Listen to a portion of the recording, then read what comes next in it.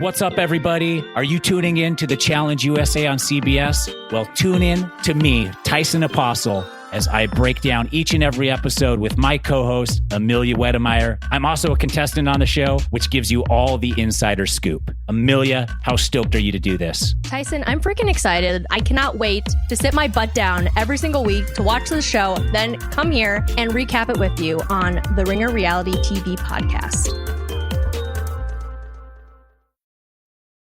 This episode is brought to you by Anytime Fitness. We may talk a whole lot about sports, but when it comes to keeping fit ourselves, there's definitely room for improvement. I hit this point early July. I was just like, I am not in good enough shape.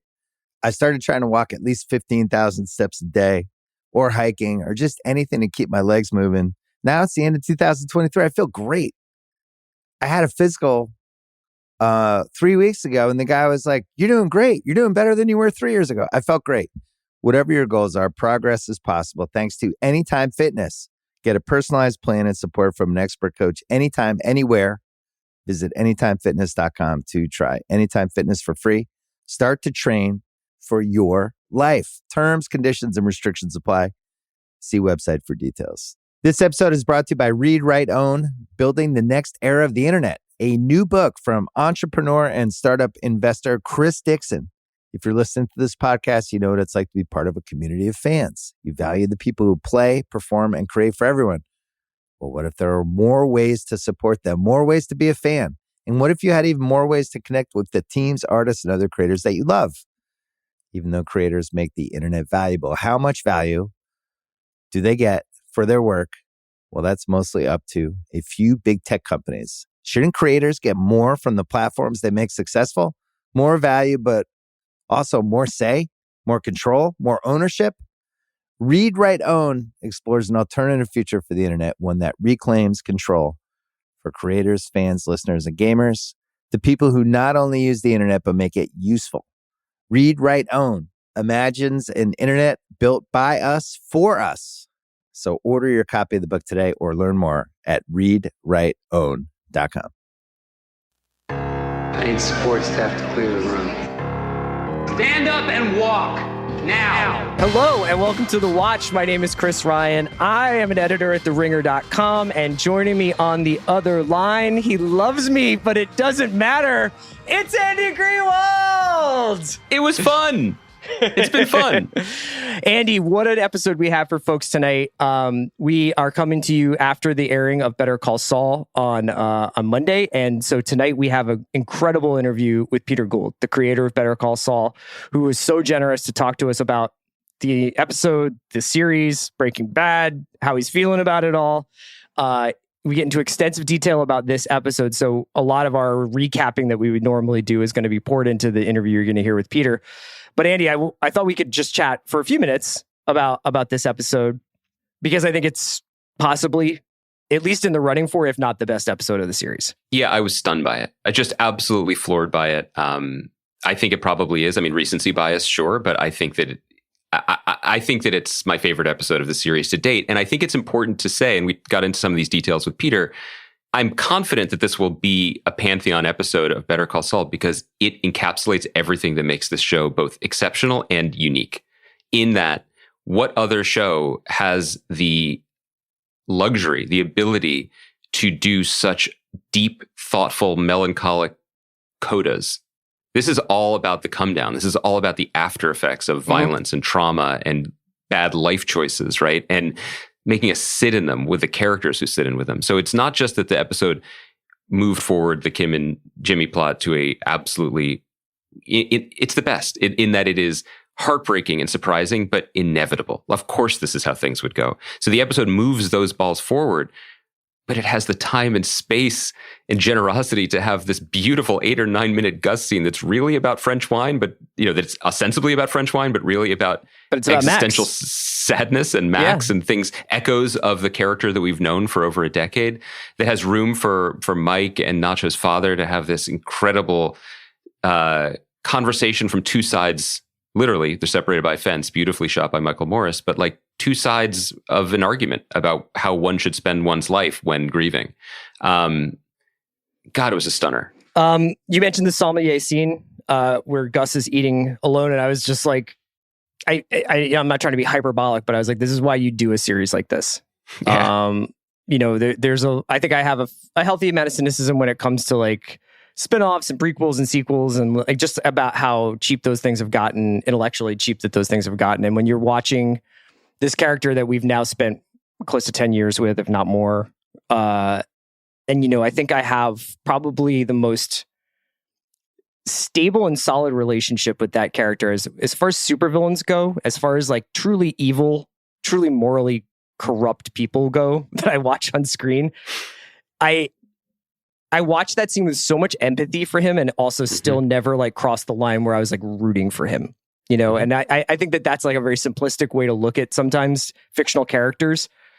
But watching this guy deprive himself of any kind of earthly pleasures, of any kind of happiness, of any hope for happiness, and even, if I can write into what I think he was thinking sitting at that bar as this guy is like, I'm going to go get this bottle, you and I are going to have a special occasion together, is he's probably thinking this guy's going to die if he ever comes into my life, and he seems like a really nice guy. I mean, and I thought like that act of almost preservation that he makes, whether it's for himself or for the character that Reed Diamond's playing, the sommelier, it's very human. And it was just like, I was like, this is why this show is such a miracle, because this character who we just think about as the stone-faced, clean-cut, the killer from Box Cutter, the guy who puts Hector Salamanca in a chair, all this stuff, he also has nights where he goes and dines alone. Yeah, well, first of all, now I do feel this is ego, but I feel like the show is absolutely in conversation with me or with us, because a week ago we were saying how we're privileged to have Giancarlo Esposito on our screen, but he's really kind of just, he's playing the hits. He's a stadium rock tour of Gus Fring.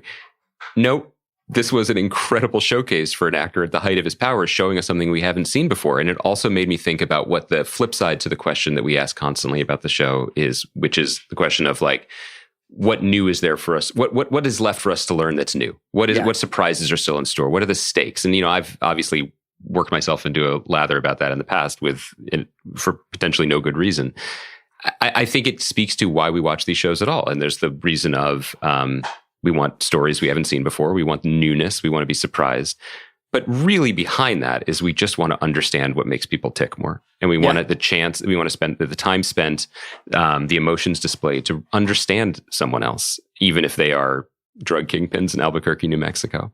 And this episode was a masterclass in that, for every character left on the board, and even some characters who, how many times has Stephen Bauer been on the show as Don Eladio? 5 or 6 times? No, and now I'm wondering whether or not Eladio had like a second career as a therapist waiting for him if he didn't want to be a cartel boss. Incredibly insightful comment he makes. Exactly. So every time these characters come back now, and I think that there have been times when I've glossed this over and overlooked it. There's a reason that they come back, and it's an opportunity, not just a servicing, and I was just riveted. Because we're talking about this a couple of days on from watching the episode, and we've just had this long conversation with Peter that we'll get to in a moment. And I think that you and I are really hung up on the elegiac tone of it and the sadness to it. But when we texted after watching it, we were jacked because it was excruciating to watch the Howard Memorial scene, and excruciating both because of the tension, but then also Ray Seahorn's performance where she goes full heel, and then the consequences from it, And this is an episode where Jimmy McGill became Saul Goodman, and we suddenly left the Albuquerque we've been living in and jumped forward to essentially the Breaking Bad timeline in a way that was earned, and was in a way what AMC thought they were buying 7 years ago. And we got there, and what a journey to get there. It's a knockout because it operated at such a high level on so many different fronts. Yeah, we lavish a lot of praise on Peter. You'll hear in the interview. I think the thing that he did was sort of write a show and write an episode, specifically this episode we just saw, that felt very organic and surprising, but also felt like the way all these things always had to end. So specifically for inevitable, Jimmy and Kim, we've been sort of like protect Ray Seahorn for a long time. We've been protect Kim Wexler. Nobody wants to see her die. The abrupt Kim exits stage left, closes door, and you can hear her taping up her boxes. Yep. And that's her exiting Jimmy's life, at least as far as we know. And it's how breakups work. You can share a life with somebody, and then all of a sudden that strand, that narrative is split in two, and you're not really sharing a life with someone, even if she winds up coming into contact with him in future episodes. Maybe she will.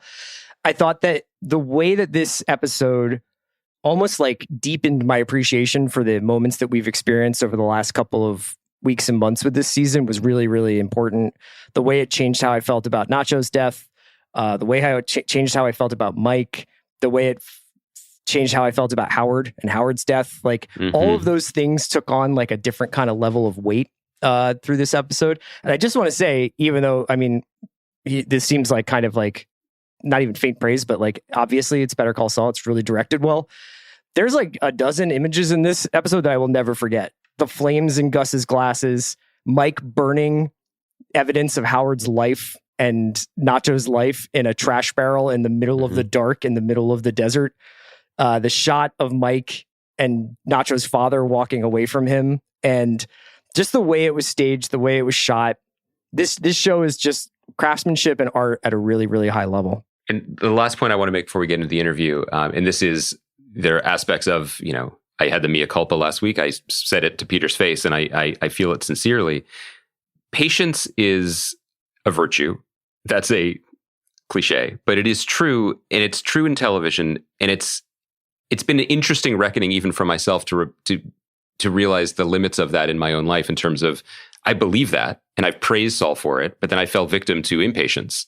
And I think that it makes me think of how we covered the Emmy nominations on Tuesday, and we were talking about how in our own top 10 lists and in the way the culture industry talks about television is really privileges the new and the fast and the immediate and the excitement. And Better Call Saul, with its long range planning, going back in a way, this is, as you said, this spans over a decade. If you bring in Breaking Bad, is an outlier.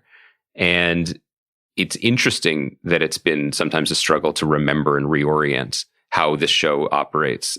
Every season we have a conversation like this. This season maybe more than others. But I don't want to forget, and I won't forget this episode, because this is why.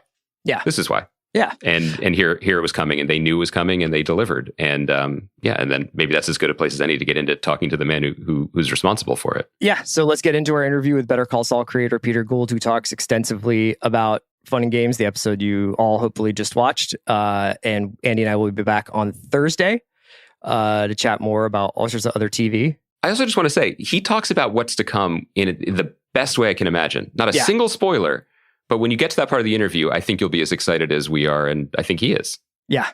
So let's get into our interview with Peter, and we'll talk to you on Thursday. This episode is brought to you by Mint Mobile. New Year's resolutions are fun the first couple of weeks. Then you kind of maybe conveniently forget about them halfway through January. No shame. It happens to us all. But this year I have a foolproof plan, at least when it comes to saving money. Just switch to Mint Mobile and you're done. Goal accomplished, because for a limited time, their wireless plans are $15 a month when you buy a 3-month plan. The great thing about Mint Mobile is there's no jaw-dropping monthly bills or unexpected overages, and all plans come with unlimited talk and text. Get this new customer offer today at mintmobile.com/watch. Additional taxes, fees, and restrictions apply. See Mint Mobile for details. This episode is brought to you by State Farm. You might say all kinds of stuff when things go wrong, but these are the words you really need to remember. Like a good neighbor, State Farm is there. They've got options to fit your unique insurance needs, meaning you can talk to your agent to choose the coverage you need, have coverage options to protect the things you value most, file a claim right on the State Farm mobile app, and even reach a real person when you need to talk to someone. Like a good neighbor, State Farm is there. You don't have to buy custom window treatments in person, because Blinds.com invented a better way. Blinds.com is 100% online. There's no showroom markups or waiting hours for quotes from pushy salespeople. A Blinds.com designer helped me pick the perfect style for free. And Blinds.com shipped free samples right to my door. You can DIY or book a pro like I did with just one click. Best of all, everything's covered with the Blinds.com 100% satisfaction guarantee. Shop Blinds.com for up to 45% off. Rules and restrictions may apply. I've got kids, and that means it's always about them. But I need support too. That's where Ollie comes in. With their delightful, hard-working gummies, my partner and I can actually get a good night's sleep. So we'll both stand a chance of managing our stress responses. Even when the kids are doing parkour in the living room. Discover Ollie vitamins and supplements. These statements have not been evaluated by the Food and Drug Administration. This product is not intended to diagnose, treat, cure, or prevent any disease.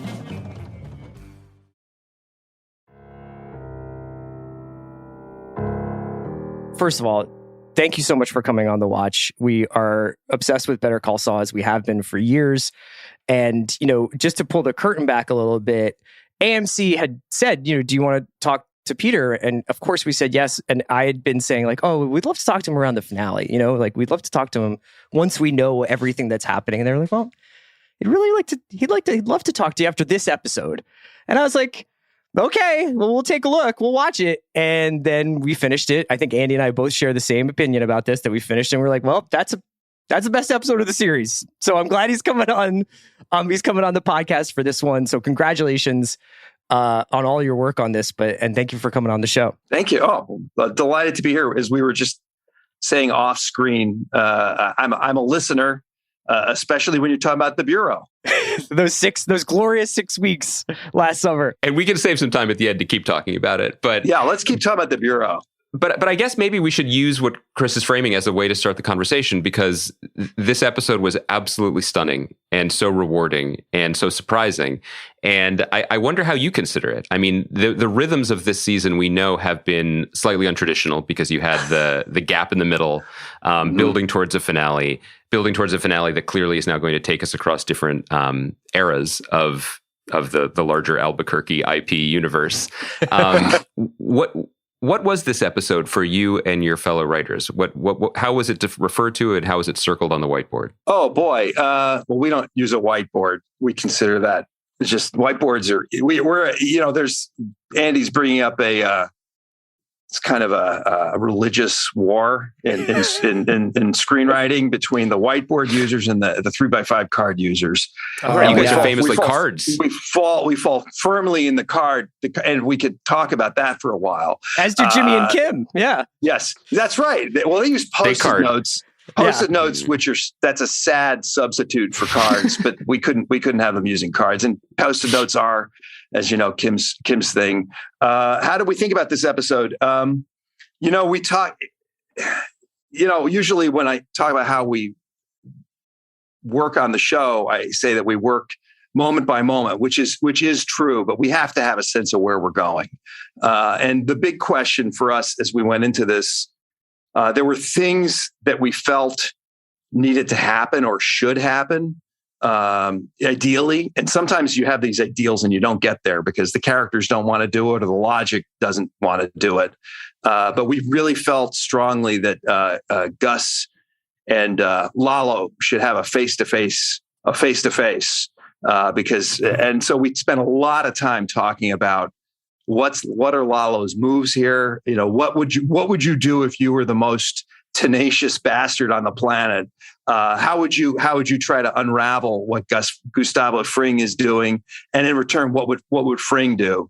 And so we came up with kind of some of the big pieces of that pretty early in the season, the idea that Lalo is going to be watching the super lab from across the street. So sometimes you have these things that you kind of work towards and you kind of feel, okay, that might be a direction we go in, but it's always a might be, because if, when you get there, if it doesn't make sense for the character to do something, or if it doesn't feel right, then you have to throw it out. This was something that we more or less had, I think, after the first couple episodes. So here's what's so exciting about your answer, because we want to talk about point and shoot, but we were referring to fun and games, which is next week's episode, and that's the one that we think is the best you've ever done. But this is amazing because it's all connected and it's all related, and we do want to talk about the path to deciding this was the moment to put Lalo off the board. But what we're in ecstasy you're talking about episode 9. I'm sorry, I totally misunderstood. But we want to know that too. I'm so glad you love 9. But 9 is the one that we earned. We're in ecstasies over it. Yeah, I was avoiding. Actually, I think the big revelation to us, as we were talking about the season, and really the end of the series, thinking about where Kim is and where Jimmy is, and Jimmy being kind of having some PTSD still from what happened the previous season. He had the 1-2 punch. One, he was out in the desert and he was witnessed all that killing, and then then Lalo Salamanca was in their condo. He's a little bit leery of things, and maybe feeling at the beginning, he says at the end of last season, "Am I bad for you?" to Kim. Yeah. And we thought about that a lot. Who's bad for who? Why is Kim doing what she's doing? Why is Jimmy doing what he's doing? And it's sort of it's a romance gone bad in a certain way. We kept thinking about alcoholism and addiction problems, but I think that all relationships have things that you go back to. And so we've talked about that a lot. And to me, the big lightning bolt, if we had a lightning bolt moment in this season, it was the idea that Kim would know that Lala was alive and she wouldn't tell Jimmy. Yeah. And that was the revelation. Once we had that, and once we had that idea, and Kim there are a couple other things coming up still. Once we had that, it was like, okay, I can really hold on to that. That's what's that about? And that's, becomes about her feeling of responsibility. And at the same time, he loves her. He does not want to give her up. That was absolutely, once we had that was very important. And then once we realized that, these worlds were going to cross over in their condo with Lalo. And it took a lot of thinking to figure out why that would happen. Sometimes you have an image and you try to make it logical, and sometimes the logic just takes you, and you go back and forth between those things. But you have to have the discipline. The hardest thing is to have the discipline to throw away the images that you want because they don't make sense. That is the hardest discipline for me in the writer's room. So that was, that was what we were thinking about a lot. For us, this episode, it's the end of something. This episode that we're talking about now, episode 9. This is the end. It's the end of. In some ways, it's the end of their relationship. It's the end of this series that we've had with this couple who fell in love, and we got to see them fall in love. It's also the one time they actually say, "I love you." And to me, that has incredible power, all those things. And Ann Shirkus, who wrote the episode, of course, just crushed it.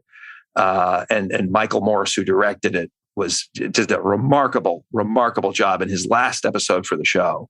And it's, those are, you asked, that's how we thought of it. We thought of it, how are we going to get to that? How is that, are they going to stay together or not? And we knew pretty early on that they weren't going to stay together, because it would just be depressing to think that she'd never learn anything. You mentioned it being the end of something. And, I was left with a lot of empathy for almost every single character in this series at the end of this episode, but also a really, really deep sadness because of just how profoundly lonely every single one of them is. And there's a moment for each one of these characters: Mike drinking beer alone, Gus walking away from this possible romance at the wine bar, the scene between Mike and Nacho's father, and the two of them walking away from one another, and then the very end with Kim closing the door. And then the very, very end with Jimmy fully Saul alone with his Bluetooth headpiece. And I was wondering, assuming that read is right, do you think it's because there's something that hollows out the people in this world when they touch this criminal underworld, this sort of decay, that it kind of hollows out their life? What do you think it is that makes it so profoundly lonely to be in Albuquerque? That's a great question. I think it might be a slightly different story for each one of them. Yeah. But I think for a lot of them, certainly for Mike and for Kim, it's about living with your decisions. It's about really taking in the choices that you've made. And in a different way, that's true for Gus. Gus is holding on to his rage, his desire for revenge, and maybe he's holding on to this romance that he had, with his boyfriend Max, and Max's death. We know that Gus had some kind of. We've never been very specific. He had some kind of violent past before that, but that seems to be the turning point for Gus Fring. And so, he's made a choice that he's going to hollow himself out, and he can't really be himself with another person. And for Jimmy, I think I think it's a little different because Kim chooses to leave. She's changing what she's going to do, and Jimmy is so hurt.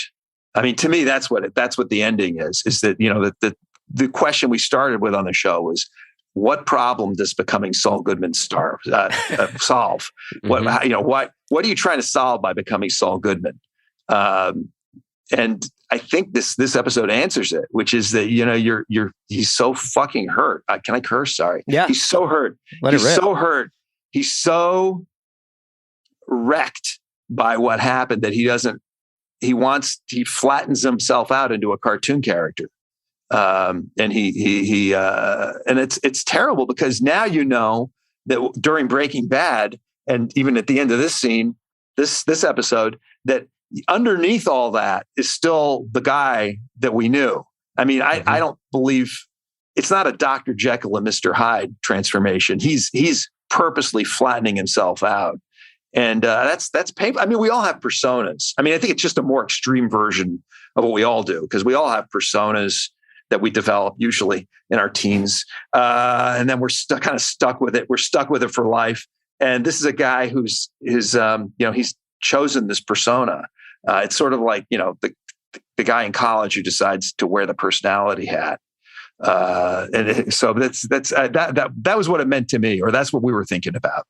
One of the ways that the show is talked about now, and I think we talk about it this way as well, is often, of course, this was always inevitable in relation to the mothership, in relation to Breaking Bad.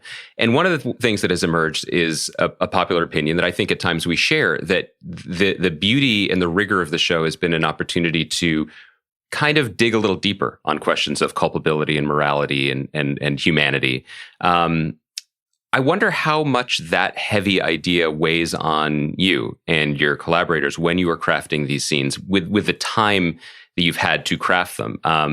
There are many examples I could use, but going off of what you were just talking about, the thing that I know Chris and I were both really struck by in the Jim and Kimmy scene, which is the Jimmy and Kim scene, which is so beautifully played by those two incredible actors, and it's so lived in all the years that we've built up to. It's wonderfully directed as the season has been. And it's also, I can talk about that scene forever. So keep going. But I just want to narrow you down into one point, which is the coda, which is when she says it was fun. I think Chris and I, when we talked about the scene later, we were like, there's a moment of that scene where it's like Dianu, and then she adds, you guys give her that last piece, which is crushing and revealing and profound, I think, in a way that echoes all the way back to an hour ago when I started this question, just says, when I was asking you about the morality. I love you, but it doesn't matter. Like, that in and of itself is a pretty amazing statement. And the fact that then she gets to this confession of why she's been sticking with it the entire time.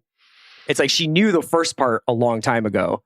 It's the second part that she only just realized, right? Yeah, I mean, I think she maybe wasn't admitting it to herself. You'd have to talk to Ray, but I remember I was in Bob and Ray's kitchen. Bob and Ray and Patrick Fabian lived together in Albuquerque. We love this so much. Delightful house. It was such a nice house, and there was always lots of ice cream and good food. And we had dinner together, and then we spent a lot of time talking about this scene and about the original version of this is tangentially related. The original version at the end of the scene, as written, there's an action line at the end of the scene that basically says that his pain turns into rage. And it took me a long time as we talked about the scene, it took me a long time to diagnose that they were feeling, especially Bob was feeling, an obligation to get to rage. And that was so a lot of the questions about the scene were really about this feel. And as soon as I said, maybe we don't have to get to rage, why are we, that's a good line in a script, and this shows you how carefully these guys read the scripts and how meticulous their analysis is. And I said, maybe we don't need to get to rage. Maybe that's a bridge too far. And I talked to Anne about it later, and she agreed. And that changed the shape of it. And Ray just with that particular line, she said, I know what that's about. I know what to do with that. And I knew she would, because she is what I love about the way that line, because the way that line is written, you could read it in a totally different way, which is she's blaming Jimmy for making it fun. But she's taking responsibility. She hates herself in that moment. And it's just, and there's nothing he can say to that. Yeah. So I'm glad you singled that line out. That moment for me, that whole scene for me is it's climactic in a very special way, because in a movie, you couldn't do this, because a movie's 90 minutes or 2 hours. And so you can have, even if you have two characters who aren't really saying what they feel for an hour and a half, it's not the same as watching two characters for, whatever it is, 59, 60 episodes, who are relating to each other in one way. And then the submarine surfaces through the ice in this scene. And that to me is one of the things that's exciting about this long form storytelling. But is that also part of your guiding principles at this point, to approach the opportunity of having this long form storytelling like the German engineers digging out the super lab, in that you can go deeper and there's an opportunity, not even an opportunity. I'm having a hard time phrasing the question, because I know you're in the midst of it when you're making the show and you're really going line to line. But this idea that has come to the way that we talk about the show, I wonder how much that filters into you, that you have almost a responsibility in addition to an opportunity to keep pushing. Because it certainly plays out that way. I don't want it to seem like you're doing. It's not like you're eating vegetables. But. No, absolutely, you're absolutely right. I mean, look, and speaking of vegetables, we would never get away with what we've done. People compare the two shows, but Breaking Bad could exist without Better Call Saul easily. Yeah, but Better Call Saul could never exist in a world without Breaking Bad. We would never get away with splitting the story the way we do with Jimmy and Mike, or a lot. There's a lot of things that probably, and I don't mean, I think the audience might buy into it, but I don't know. I mean, it's just a hard thing to explain. Well, when does he become this crazy lawyer? Wait, that's what you sold us, the Crazy Lawyer Show. So it'll be in 7 years. The audience could say that too. So I think it's two different animals. And, because Walt was I think for me, these shows all grow out of the main character. It's the main character's like this curl of DNA. And if you tend to it right, that curl of DNA that provides you the other characters that become a constellation, but they're all based on is that germ of what's going on with this person. And Walt Walt wanted respect. He was a person nobody respected, people took for granted. And he'd be fine with people fearing him, and that's, maybe that even felt good to him. That was his drug. And Jimmy, it's so apparent. And part of it is just Bob. He wants to be loved. He wants to be liked. He wants everybody to like him. And this is also, I identify with this. I don't really want people to be scared of me. In fact, when people are, that's something that happens as a boss. Every once in a while, you realize, oh wait, I'm wielding power here. I've really got to check myself. And you've really got to you've got to really think about how you're coming off and making sure that you're giving people opportunities. That's another issue. But I'm more in the Jimmy camp. And by the way, it's absolutely hopeless, because you never get to the point where everybody loves you or even everybody likes you. It's sort of a desperate folly that and I think that the whole show grows out of that. To me, that whole show grows out of, I don't think that's something I knew at the beginning. It's like the thing about these insights is sometimes you don't get them until you're on a podcast. That's what we've always felt that. We've argued that. I'm kind of obsessed with cause and effect on Saul specifically, across both series, but specifically with Saul. And I like to sort of trace moments back.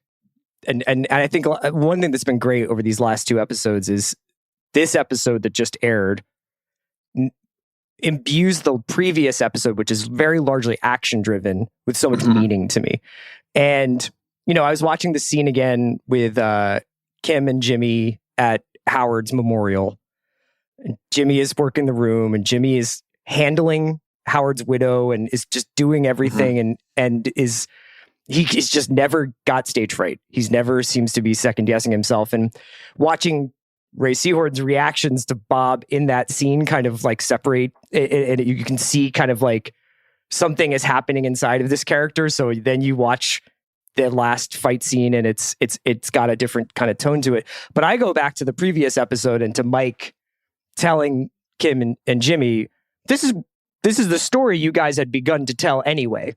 Yeah. This is where this guy was going to wind up had this story kept being told. We just are going to fix this now. Where do you think Kim got scared? Or where do you think Kim starts to make the decision that she makes in the final moments of this episode that just aired? Is it when Mike talks to her? Is it when Mike came and told her that Lalo was still alive? Like, where do you think something changed for Kim and she realized that they couldn't be together? I think I think she's too shaken. This is my take on it. She's too shaken. And look, she was ready to shoot a guy in the face. Yeah. Which I don't think Jimmy was even expecting. I don't know. He thought she was going to drive away, right? I mean, he was sort of encouraging her to. I thought she was going to drive away or go to the cops. Right. And he underestimated how much she loves him. And how she's not willing to give him up any more than he's willing to give her up. But yeah, I think she's made that decision when we fade in to this episode 9 that we're talking about right now, which is Fun and Games. I think that when at the end of the teaser, when she's lying in that motel bed after a day of faking it and doing a great job of faking it, I think that's all. It's all in her head right there, and I think that they have to finish the assignment that Mike has given them. They have to finish that, and then once that's done, I think she's and as and you could argue that the scene with Cheryl pushes her over the edge, because it's one thing. It's one thing to frame Howard the way they have.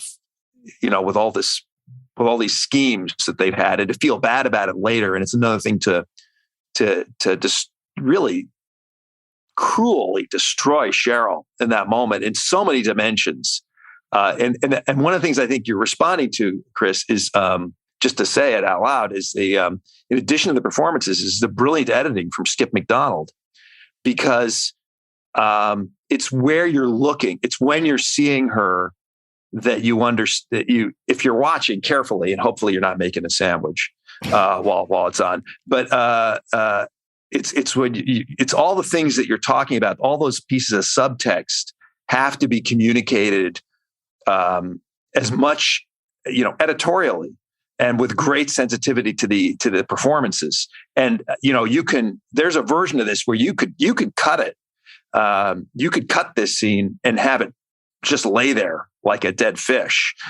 This is why all the directors, and every director knows this, that you're relying on, and this is one of the things that's tough about television, because the directors get to have their director's cut, but they don't get that much time. And especially, they probably get the same amount of time doing the director's cut now as you did probably in the 70s, when everything was, and the shows were great, but they were much less complex editorially. Yeah. And so they're kind of turning their baby over to the editors and to the producers. And hopefully that's a scene I'm particularly proud of, and I'm impressed by everybody's, Bob and Ray and Ed Begley, I think is incredible. And then Michael Morris, who directed it. I mean, it's just he's got a remarkable sensitivity. So I have a larger question about process, but because we're talking about this episode and because you mentioned before the long form storytelling and what it allows, I just have to. I don't even know if there's a question here, but the Gus scene, both because of his appreciation of fine wines, really spoke to me. But more than anything else, I'm just in awe of that scene because it's like 8 or 9 minutes of a character talking about wine. And it's so, first of all, thank you. Second, how did we get away with that? Or did we? Only you could get away with it, honestly, because I think of this incredible earned audience trust and time spent with these characters across 2 series, that any insight is a gift because we are on board. But then the using that gift to make a scene like that is written that way, performed that way, and I'm glad you brought up edited that way. It's so rewarding and it's so rare. It is a rhythm that we're just not really accustomed to on television, you know. And my follow-up question to that, Peter, is who in the writer's room got lost in Europe with a Eurail pass and was like, I have an anecdote for this scene? I don't know. That's a good question. What I mostly remember is Alison Tatlock's husband is in the wine business, so he was extremely helpful with all this, and the Eurail pass. I don't know who that. Probably all of us have been lost at some Alison, point. Ask your husband what wine tastes like blood, because it's going to be perfect for us. God, that was a good line. Yeah.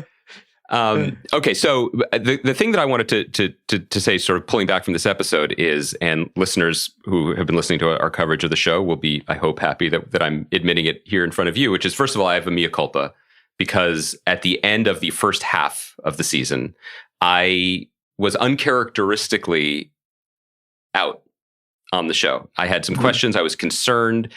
I was sort of struggling in a place that I'm sure, and I'd love to hear you talk about it, you and the writers have found yourselves in as well, which is, what are the stakes of what we have left? We know what happens with the Super Lab. We know what happens with Gus. We know what happens with Mike. What is left on the board for us to play with? And I left that finale being like, this was exciting, but I'm not sure where my heart is at this moment. Mm-hmm. Then you came back with the episode that you did with Point and Shoot, and I was like, I'm a fool. I'm a fool. And I'm a fool for many reasons, which we can talk about on and off air. But specifically, the idea that you guys who have been doing this for so long at such an absolutely elite level wouldn't have a sense of how much story road is left that you did. So so there's a large question about how you determine that, hidden somewhere in this word cloud I'm throwing at you. But more specifically, I doubted you when I shouldn't have, that you would look at the board and say, Lalo's done because this is the best use of his time. That we're going to have one big scene, a juicy scene that's deserving of him, rather than try and stretch this out for 5 or 6 episodes because Tony Dalton's amazing and, et cetera, et cetera. It was that sense of, yeah, you guys knew. And it felt good to be so wrong, honestly. Peter, were you expecting this much accountability when you joined this pod? No, of course I am, because you guys are, I don't want to be interviewed by smart people. Yeah, look, we're just hoping people stick with us as we go, and it's totally reasonable. I mean, there have been shows when things I'm not going to name any names, but there have been shows where I said I'm out, and sometimes I stay out, and sometimes I don't. But I think what we've done successful. We talked a lot about the structure of this season. And it hasn't been unveiled fully yet. There's still things to come that I'm very, very excited about and are unusual, and I think are going to hopefully be surprising in a good way, and not just cheap shocks. But we only have this. Ultimately, this is a story of Jimmy McGill. That's the core of it. I mean, it's certainly also the story of Mike Ehrmantraut and Kim Wexler and Gus Fring and the whole cast. Certainly Lalo, but it's you have to it's at a certain point we have things that are important to resolve, and I do think that the more conventional, there's a more conventional structure to the season and to the show, where we would end, as sort of as Breaking Bad did, closer to the Breaking Bad model, where there was, the enormous episode where there was all the deaths and and Skylar, the fight with Walt Jr. and it all happened. Ozymandias, right? Ozymandias, Moira and Ryan's episode. That was, there were 2 more episodes after that. I had the delight of following Ryan and Moira, rocking the house, with my dulcet tones. But you had Granite State, right? Yes, I did. I did. Granite followed the Rock. It was perfect. Yes, but there's not as much. There's way less killing. There's still some, but not way less. But you got 2 different endings. Oh, so we don't talk about that. We'll come back on. We'll talk about that. But this show has a very different structure. I mean, it's just not. There's I would like to come back and talk to you guys at the end, but I thought it would be more beneficial for us to talk now, because then your listenership will drive viewership. So, I'm being completely mercenary here, wanting to get. We need to get those sweet ratings for the last few episodes. But so just on a mercenary level, like looking at the cards, I'm not going to insult you again, but the cards for this season. How spirited a conversation and debate was it to be like, well, there's only about 2 episodes of Nacho's story, or there's 8 episodes of Lala's story, and we have to own that and steer into it as opposed to trying to keep it afloat? Geez, that's a great question. I think part of it was, you just don't want to have, it's just logic.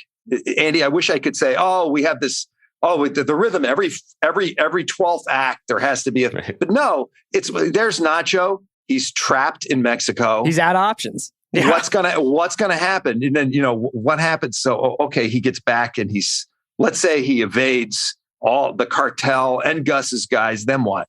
Then what does he do? Well, he's still got to deal. Then they're going to take his father. So he's run out of options, and so have we with that character. With Lalo, at some point, Lalo is going to, he's going to gather the information to know that there is physical evidence that he can show to Don Eladio to say this SOB is plotting against us. It's the super lab. Now, how does he do that? And how does that correspond with what we're doing with Kim and Jimmy? It's not really, it's not really that we don't structure it like a bridge where you say, okay, here are poles or whatever, the uprights, and here are we do a little bit of that, but most of it is just say, okay, what would happen next? What would Kim do now? Okay, now what would happen? Kim's being followed. Well, what happens if Kim realizes she's being followed? What would happen then? And it's literally, that's how we do it. And and then hopefully as you go and you think about the scenes, they get deeper because there's more to it than just characters making decisions. That's the thing, is that when you mentioned Nacho, and I think that was if not my favorite, at least in the top 2 or 3 favorite characters. It was him and Kim really in this series, and it was an abrupt ending in some ways. Even though I think I'm maybe my brain is trained for like TV characters just always figure out a way to find the secret door to get out of there at the last second. And I was like, that's a really abrupt ending, although it probably feels true to the way life ends in that kind of life, and that kind of if you're pursuing that kind of underworld career. And then to have the Mike and Nacho's father scene in this episode really gave it this grace note, and also it wasn't sentimental. And in fact, I think I was kind of like, Nacho's father's not afraid.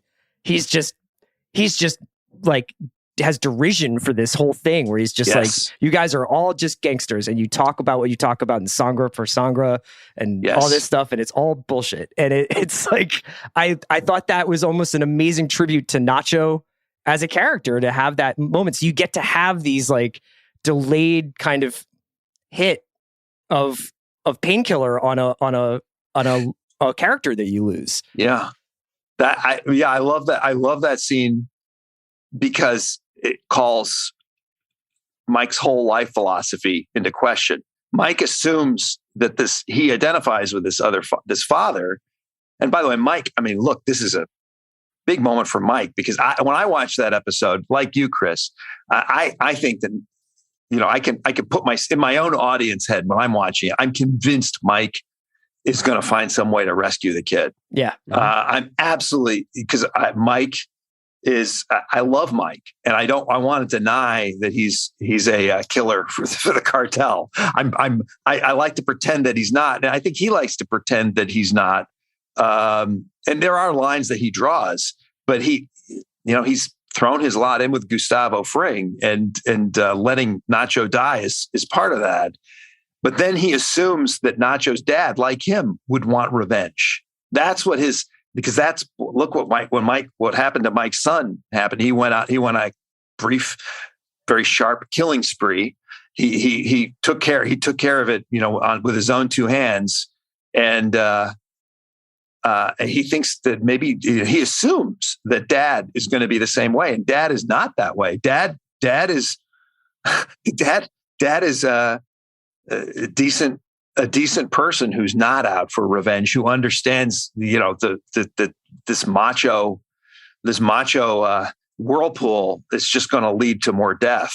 I think he kind of puts Mike in his place briefly. Yeah. Speaking of Mike, two-part question. Has there ever been a moment when you've turned to Vince and said, "Oh, we screwed up by having that happen in Breaking Bad, and why is it the death of Mike?" Meaning, constant. Well, we say that all the time. We always go, "Oh, how do we square this with that?" Oh, and I don't know that we've managed to square everything. I think we went really far to do it, but there are things. I'm sure that smart folks, you guys, and probably especially everybody at Reddit knows everything that doesn't make any sense. But I don't even mean in terms of continuity. I guess this episode was so rich in what you've given us, even more about Mike, a character who we've spent years with and we know so much about, that this was the first time when I found myself watching Better Call Saul wishing for a retcon of Breaking Bad, meaning I wish that we could see the ripples further down for this character. I wish that he could be in, and you don't need to confirm or deny. I think we're all hoping we'll be back in black and white and see the future part at some point this season. Suddenly I wished we had more Mike, and I wonder how often that happens to you. Oh, definitely. It's look, and when you talk about that, part of it is the character, absolutely, but then part of it's we have the privilege. I have the privilege of working with these actors, and Jonathan Banks is just one of my favorite people in the world.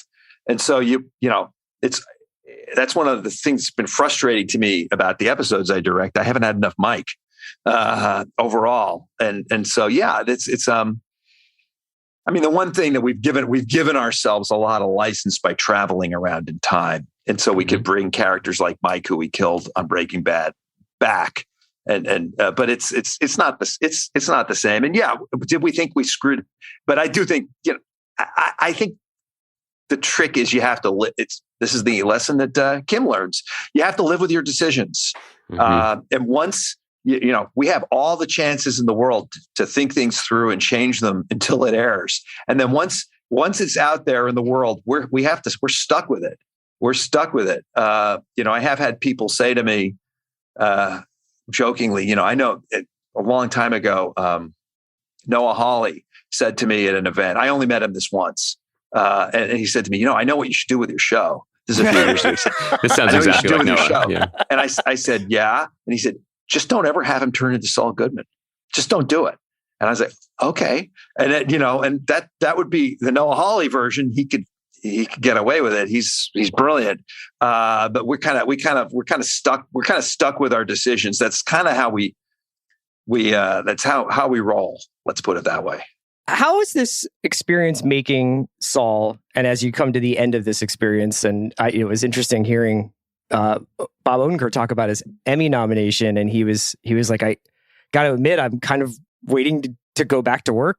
I'm waiting to go play Saul more. It's the first time in 15 years that I'm not going to get that call. But I was curious how working on this series has changed your relationship with Breaking Bad, and if it made you think differently at all about the story that's told in Breaking Bad, or just because it's starting to have this Godfather 2 kind of weight to it. But if you watch, that is the biggest compliment. Oh my God. I'm serious though, because you watch 2. I'm telling Vince you said that. He's going to love that. When you watch 2, you go back and watch 1 and it has this new feeling, you know, and and in similar ways, they cut back and forth across time. How does it change how you feel about the Walt saga? Yeah. Boy, that's a great question. You know, it's all wrapped up. And I'm going to answer it the same way because it's all wrapped up in my personal experience, as well as, you know, the fact that I was 15 years younger. And, you know, when I started on Breaking Bad, my daughter was 7 years old and now she's 22 years old and she's in Paris. So it's you know, it's been a life journey for me as well as a show. I'm just proud of I'm so super proud of Breaking Bad. But if there was something that I wished that we could have done in Breaking Bad, it was, I don't know. It was kind of what we're doing in Better Call Saul, which is, and I don't know how to put it exactly, but it's a, Breaking Bad it has such great showmanship and it's, the characters are so bold. There's so much, they're Walt especially is bigger than life, and and he wants to be. That's what he wants. And what I like about the change up is that Jimmy Saul is not. He is in some ways he's bigger than life, but in some ways he's just a regular moron like the rest of us. So I don't know. I don't know. This is a great question. You know, I guess I love the showmanship of Breaking Bad, and I love the willingness to take the detours that we take on Better Call Saul that hopefully don't feel like aren't really detours. They seem like detours, but they're not. I don't know. That's a great question. I think I have to rewatch Breaking Bad. Probably there are worse things in the world to be spending your time doing. Yeah.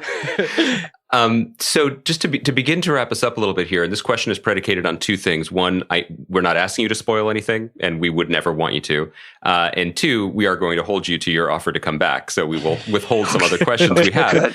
Good. But it feels like it's safe to assume after the kind of the deep melancholy, almost finality of Fun and Games, that the remaining episodes will be jumping to different places and times, that maybe this moment in Albuquerque, certainly we've already left the moment in Albuquerque where a lot of the series was set because we've resumed life with Saul in full Sauldom.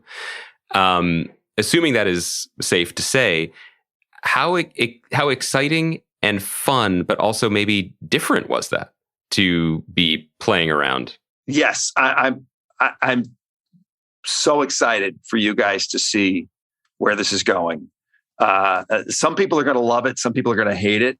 I think it's certainly not like anything else. And, I'm super, super proud of the whole season, but, the remaining episodes I think are really pretty unique and special. And, we had a lot of freedom, but, let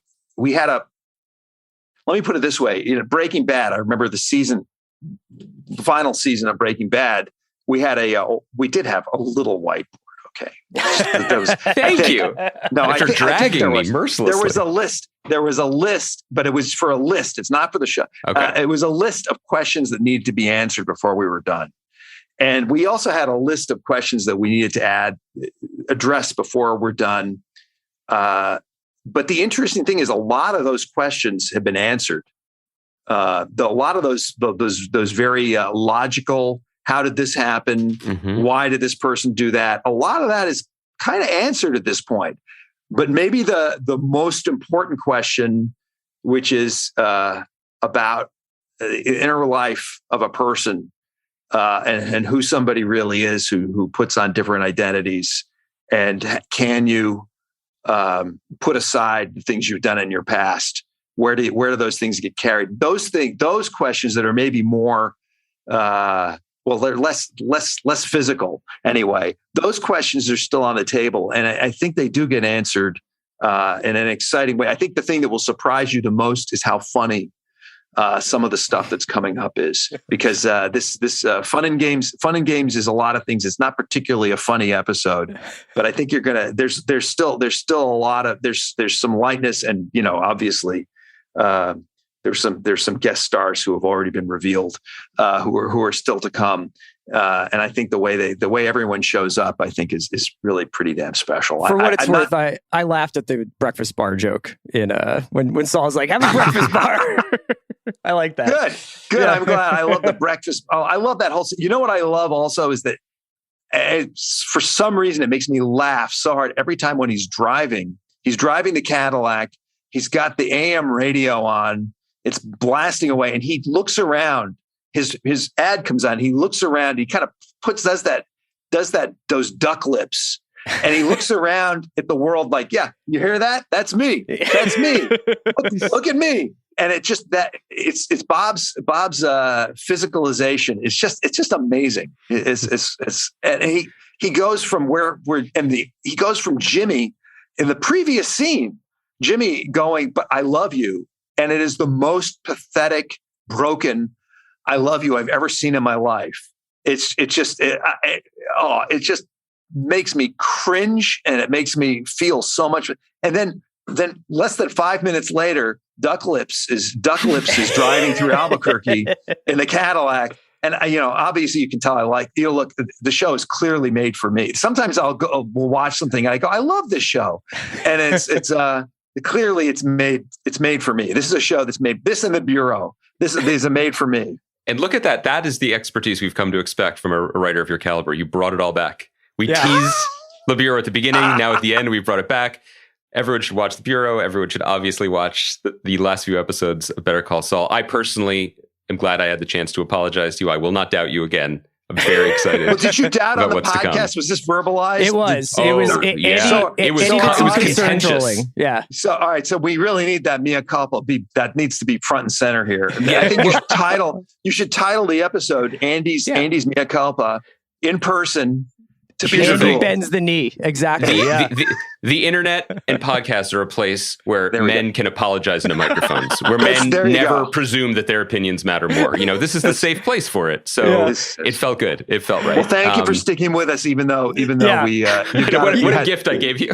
Peter, I always believed in you, by the way. Yeah. I'm surprised. So wait, can I just ask you, I'm sorry, just to go backwards. I know we're not supposed to do that. We're wrapping it up, but I have to ask you, so your feeling was that because Lalo showed up and shot Howard, what was going through your mind? It wasn't that. I was disoriented in terms of where my heart was supposed to be with the show, specifically because I was doing something that I think your show invites, which is you're sort of game it out while you're watching it, and I was gaming out the different pathways, and I was like, Lalo's goal is to expose the super lab. He doesn't. His goal is to kill Gus. We know he doesn't. Mike isn't going to fall victim to this. Jimmy's not going to be killed by this. Howard is now off the board. So it's really Kim or nothing. And I didn't understand. So I was like, I don't know where to align myself in terms of what I'm interested in seeing, because so many of the new avenues have been closed off. And, it's the prequel issue that I'm sure you guys have wrestled with since day one. We also couldn't get it out of and we're just, poor TV watchers. We couldn't get it out of our heads that it was like a kind of mid-season finale, I think. Yeah. And I think we just were like, I know that they tweeted that it's not supposed to be viewed as a cliffhanger or not supposed to be viewed as a mid-season finale. Or I think we thought that there was a degree of like semi-finality to the statement. And that was also a reaction that we were having where it's like, well, okay, so... What? But I thought there was something more, But for me, the breach of trust for me, the thing that the real mistake that I want to apologize for is not assuming you knew much more than I did about how much Lalo was really left in the tank. Because I didn't even occur to me that you would be like, we got one big one. He's going to go out with a giant bang and we're going to tell the best version of the story, because there's still, in your mind, which is the mind that it matters in, so much more to do. I immediately had the conservative hidebound TV brain of like, so now we got 4 more episodes of Lalo playing cat and mouse across the laundromat. That's interesting. Nothing in what you've given us would encourage me to have such conservative thinking. And yet that's where I ended up. Well, it's an interesting thing. Something I think I learned in Breaking Bad, which is, it's weird. It's a weird rhythm because we were talking about Ozymandias a minute ago, you have episodes where suddenly everything happens all at once. Mm-hmm. And I think the first one of those that I'm aware of was George Masters' episode in season 1, where suddenly, we went from, having them pass the talking pillow to suddenly Walt was shaving his head and blowing up Tuco's headquarters. And it was like, I was seething with jealousy because George got all these huge events. This is before I learned how things work. He got all these huge events. And then I had pretty much, Andy, I had the reaction that you did. What's left for my episode? Right. It's just a different, it's a thinking about rhythm. It's a rhythm thing. And we've talked about it too, where how, there was a season of your show that I watched. I think both of Chris and I did, because of other commitments or busyness. We binged it. We ended up missing it when it was airing. There was one season that we didn't cover on the pod. And so I caught up with it on Netflix, which is a way that a lot of people watch it. So I think these issues that suddenly I was dying on this hill about what was going on, that goes away for the majority of the people who will watch the season, because they'll click next. You know, and so the rhythm is the key word here. It just shows you everybody's watching. The show is really created in the audience's brain. It is. It's all it is a series of still images and some sounds, and the real drama is going on in your head, and everyone's going to have a slightly different one going on. I think you think so strategically. I'm very impressed. You must be a hell of a chess player. Because you've never been more wrong about something. No, because I think sit in a chessboard, I'm paralyzed by all the moves, so I do nothing, and then there goes my king. So there you go. It's been interesting, but it was a great feeling to be so wrong and to Peter, continue to be wrong publicly. I love it. Thank you. Thank you so much for being so generous with your time. And we're going to let you go. And you can come back after the finale of Saul, and you can formally announce the Reed Diamond Sommelier spinoff show that you're going to be immediately taking to series. Oh, isn't he great? Reed Diamond, yes. Thank you so much for joining us. We're tech avail for that, by the way. We can talk about that too. Excellent. Thank you guys so much. Yeah. Thank you, so Peter. much. Really appreciate it. No, although I was thinking about getting another showrunner to finish just like the Bureau. So anyway, there you go.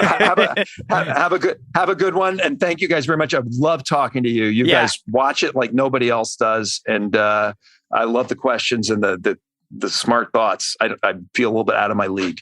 Sorry. Thank you very much. Not at all. Thanks, Peter. Thanks. Take care.